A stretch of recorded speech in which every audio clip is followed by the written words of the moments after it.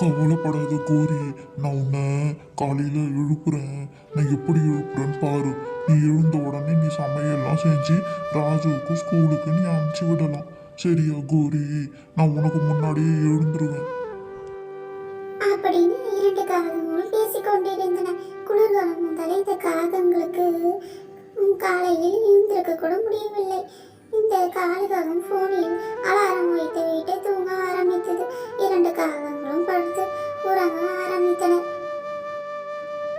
காலுச்சி, காலையில வெடிந்து விட்டதா? என்னால் எழுந்திருக்க கூட முடியவில்லை. இந்த குளிரில் நான் ராஜுவுக்கு லஞ்ச் வேற செய்து கொடுக்கணும் ஸ்கூலுக்கு. காலுச்சி, நீங்க என்ன சீக்கிரமா எழுப்புறேன்னு சொன்னீங்க, ஆனால் என்னை எழுப்பவே இல்லை. ராஜுக்கு இன்னைக்கு சப்பாத்தி தான் செஞ்சு கொடுக்கணும் போல. நான் வர ரொம்ப லேட்டா எழுந்துட்டேன். காலுச்சி, ராஜு தனது ஸ்கூல் பையை எடுத்துக்கொண்டு ஸ்கூலுக்கு கிளம்பி விட்டான். அவன், அம்மா இன்னைக்கு என்ன உணவு சமைத்து கொடுத்திருக்கிறார்கள் என்று தெரியவில்லையே. நாம் பள்ளிக்கு சென்று பார்த்தால்தான் தெரியும் இது என்ன உணவு என்று. அம்மா குளிர்காலம் வந்தாலே சப்பாத்தி, தோசை, இட்லி அப்படிதான் செஞ்சு கொடுக்குறாங்க. காலையில் சீக்கிரமாக எழுந்துக்க மாட்டாங்க. நம்ம பள்ளிக்கு போய் பார்த்தாலும் தெரியும் என்ன லஞ்சு கொடுத்துருக்காங்க அம்மா என்று. மதிய இடைவேளை முடிந்தது. ராஜு தனது டிஃபன் பாக்ஸை திறந்தான். ஐயோ அம்மா இன்னைக்கு சப்பாத்தி தான் கொடுத்துருக்காங்களே. குக்கு வேற பக்கத்துலயே இருக்கா. நம்ம சப்பாத்தி எடுத்துட்டு வந்திருக்கத குக்கு பாத்திர போறா. ராஜு, இன்னைக்கு நீ என்ன எடுத்துட்டு வந்திருக்க? எனக்கு காமி ராஜு. ஐயோ குக்கு, நான் இன்னைக்கு சப்பாத்தி தான் எடுத்துட்டு வந்திருக்கேன். எங்க அம்மா குளிர் வந்தாலே காலையில சீக்கிரமா எழுந்து மாட்டாங்க. எனக்கு சப்பாத்தி தான் செஞ்சு கொடுத்தாங்க. பரவாயில்ல ராஜு, நான் உனக்கு எங்க அம்மா செஞ்சு கொடுத்துருக்க ஃப்ரைட் ரைஸ் தரேன். நீ சாப்பிட்றியா ராஜு? எனக்கு நன்றி குக்கு. எனக்கு கொஞ்சம் இருந்தா கூட. நீ கவலைப்படாத ராஜு.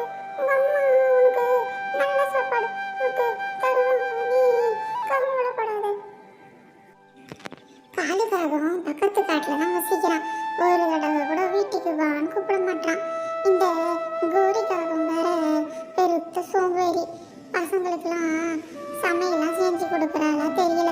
வீட்டு வேலையும் ஒழுங்காக செய்ய மாட்டா இந்த கோரி. ஒரு தடவை நம்ம மகன் வீட்டுக்கு போயிட்டு பார்த்துட்டு வரணும். இந்த குளிர்காலத்தில் இந்த கோரி என்னதான் செய்யறான்னு தெரியல. வீட்டு வேலையும் ஒழுங்காக செய்ய மாட்டா, சமையலும் செய்ய மாட்டா. என்னதான் பண்ணுறா இந்த கோரின்னு பார்த்துட்டு வருவோம். மகன் வீட்டுக்கு போயிட்டு இந்த ராஜு வேற எனக்கு டிஃபன் பாக்ஸ் சரியா அம்மா செஞ்சு தர மாட்டேங்குது சொல்கிறான். நம்ம போயிட்டு மகன் வீட்டில் பார்த்துட்டு வருவோம் அப்படின்னு சொல்லிட்டு இந்த காலுவோட அம்மா காலுவோட வீட்டுக்கு புறப்பட்டுச்சு. சர்ப்ரைஸாக அவங்க வீட்டுக்கு போகலான்னு சொல்லிட்டு காலு வீட்டை தேடி காலு அம்மா புறப்பட்டு சென்றது. இந்த குளிர்காலத்தில் எப்படிதான் வசிக்கிறார்கள் என்று பார்க்கலாம் என்று காலுவின் அம்மா சென்றது. அதே சமயத்தில் இந்த காலுக்காகவும் நன்றாக ஊர் சுற்றிவிட்டு கோரி அரிசி வாங்கி கொண்டு வர சொன்னாள். அரிசி வாங்காமல் ஊர் சுற்றி கொண்டு வந்தது.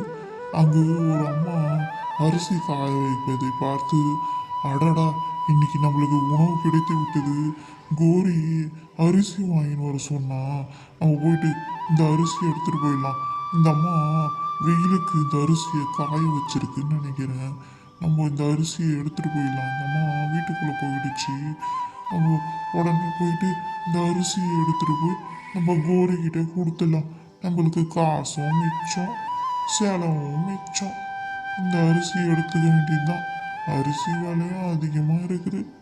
எடுத்துட்டு போய் கோரிக்கிட்ட கொடுத்துட வேண்டியதுதான் அப்படின்னு காலுக்காகவும் அந்த அரிசியை மெதுவாக அந்த வீட்டிலேருந்து எடுத்துட்டு போயிடுச்சு. வீட்டுக்கு போன உடனே அவங்க அம்மா வந்திருப்பதை பார்த்துச்சு காலுக்காகவும். ஆட, இன்று ஏதோ விருந்தாளி வருவதாக எனக்கு தெரிகிறது. யார் என்று தெரியவில்லை. வீட்டுக்கு சென்று பார்த்ததுன்னு தெரியும். ஆட, நம்ம அம்மா வந்திருக்காங்களே.